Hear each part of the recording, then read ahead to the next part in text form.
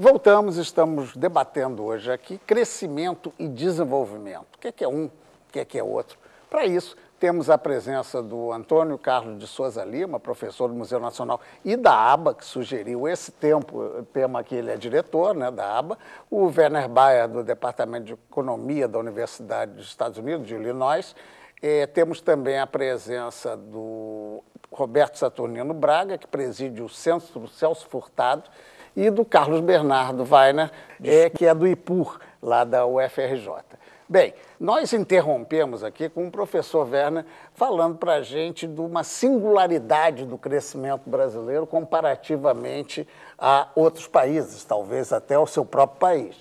Eu questionaria se há possibilidade de um desenvolvimento, já que o Celso Furtado, o senhor preside agora o centro, né, Saturnino, dizia que era sempre subjacente, né, seria eternamente subdesenvolvido, dependente.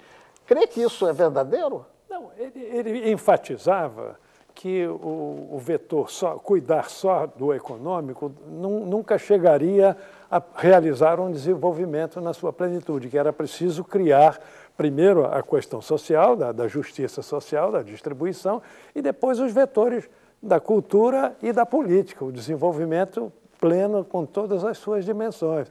Porque, na verdade, essa ideia de desenvolvimento, como eu disse, que é do posterior à guerra, ela surgiu como ideia de crescimento econômico mesmo, era desenvolvimento econômico. O BNDES foi criado, Banco Nacional de Desenvolvimento Econômico, depois entrou o S do social.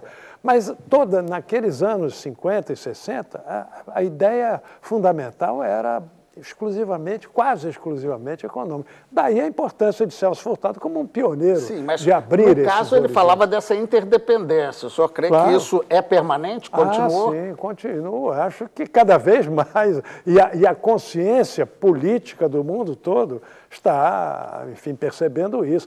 Tanto que se criaram esses novos índices. Por exemplo, o IDH não existia. Antigamente era tudo PIB. E, na verdade, se você abre os nossos jornais, nossa grande mídia, continua insistindo, o grande notícia é o PIB. O IDH fala-se um pouco, PIB dá manchete, se o PIB é baixo, dá manchete, se o PIB é alto, dá... Derruba até um ministro. Claro, pois é. Weiner, nós falamos aqui, estamos discutindo nesse bloco a possibilidade de um crescimento diferenciado. Você citou aí o velho Marx, como é que pode se pensar se não houver... Eu acho que uma das grandes contribuições do Furtado foi chamar a atenção que o desenvolvimento e o subdesenvolvimento não é um momento do desenvolvimento, né? Um grande livro clássico de um autor chamado Rostov, chamado As Etapas do Crescimento Econômico, sugere que todos os países que hoje são atrasados ou subdesenvolvidos chegarão lá, se seguirem uma determinada receita.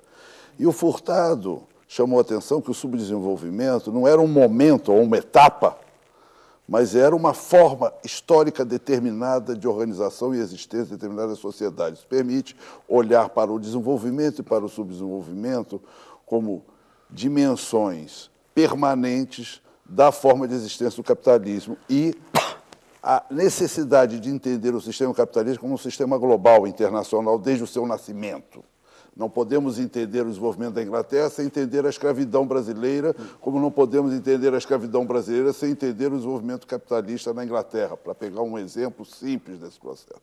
Então, nós não estamos condenados ao desenvolvimento. Eu diria que nós estamos condenados, talvez, como dizia um autor também, o Andrew Gooder Frank, nós estamos condenados ao desenvolvimento do nosso subdesenvolvimento. Depois de 50 anos de desenvolvimento econômico no Brasil, o Brasil continua um país dependente, subordinado, periférico do ponto de vista econômico, cultural, científico e tecnológico.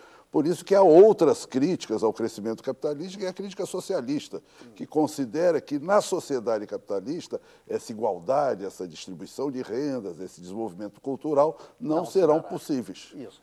Antônio Carlos, eu vi uma vez aí essa notícia, e parece ser bem lógica, que é impossível existir um mundo com o mesmo nível de consumo do povo norte-americano. Nada contra específico. Realmente é isso? Quer dizer, esse desenvolvimento sempre será diferenciado, é inevitável? Olha, eu creio que sim. tanto quanto a gente vá numa certa direção que eu acho que tem sido a predominante. Mas, assim, o que eu gostaria de realmente enfatizar é que, em termos do olhar que a antropologia lança sobre essa questão, se a gente tem toda uma questão de desenvolvimento desigual entre nações, entre regiões dentro de um mesmo país, é fundamental pensar que países como o Brasil e outros têm uma enorme sociodiversidade, né? E que parte dessa globalização foi também parte, de alguma maneira, desse desenvolvimento capitalista, é também uma adesão a um conjunto de regulações internacionais que asseguram direitos diferenciados, tá, a segmentos muito distintos da população. Eu creio que, se a gente olha a questão do desenvolvimento ou do crescimento deste ângulo de populações diferenciadas, e não da ideia de que a maioria excluída vai chegar ao patamar de uma maioria incluída, seja isso no plano da população de um Estado nacional, seja entre diversas nações, a gente teria um panorama diferente. Se a gente olhar do ponto de vista de que, numa sociedade como a brasileira, a gente tem segmentos muito distintos, com histórias diferentes de inserção, com trajetórias distintas, eu estou pensando aí nos povos indígenas, em populações ribeirinhas, em populações quilombolas, etc., a gente tem um cenário muito distinto, e essa discussão se recoloca.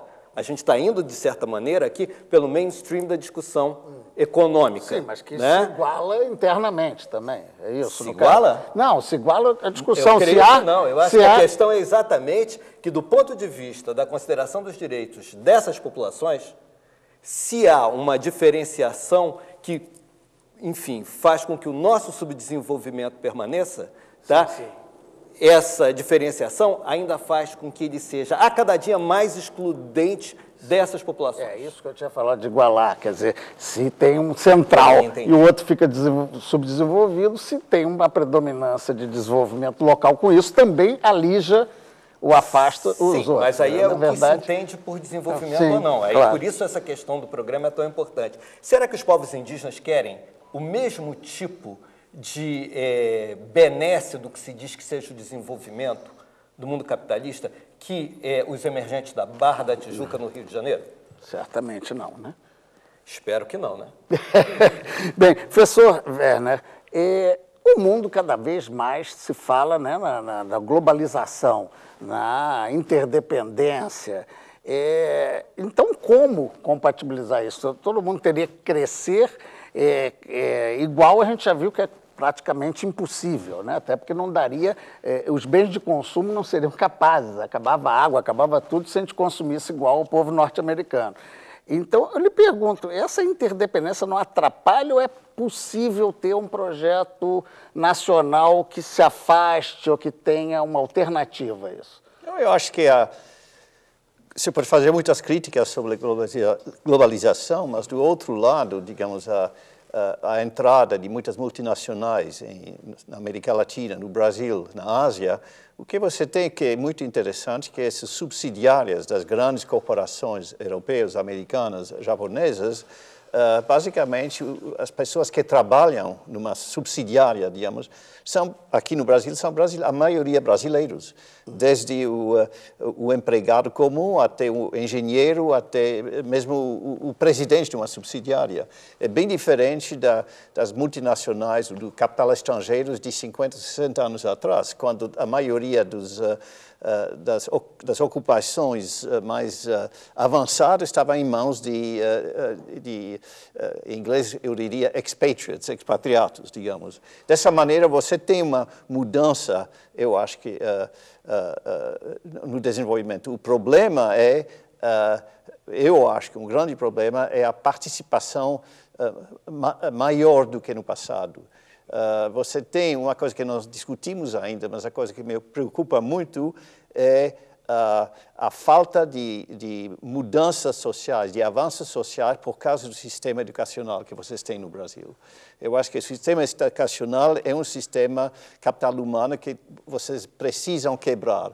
para aumentar a participação geral da população. Desculpe, estou talvez mudando pouco. Vamos até ter tempo de discutir isso. Eu só queria aproveitar essa questão da globalização, da independência, que foi muito colocada. Acabo não perguntando quase a sua opinião, e sim a do Celso Furtado, mas, por favor, dê a sua também, Saturnino, a respeito dessa possibilidade ou dessa impossibilidade, eu diria melhor, de ficarmos dissociados do mundo como um todo. O professor diz, as multinacionais, a gente depende hoje de uma visão que não é só local, né? Não, mas isso é irreversível, quer dizer, esse processo de mundialização é irreversível e já começou há muito tempo, desde dos grandes descobrimentos e atrás de resultados econômicos, é verdade, mas que começou esse processo e esse processo é irreversível. Agora, o que não está terminado é exatamente a participação da população, do ser humano, da humanidade.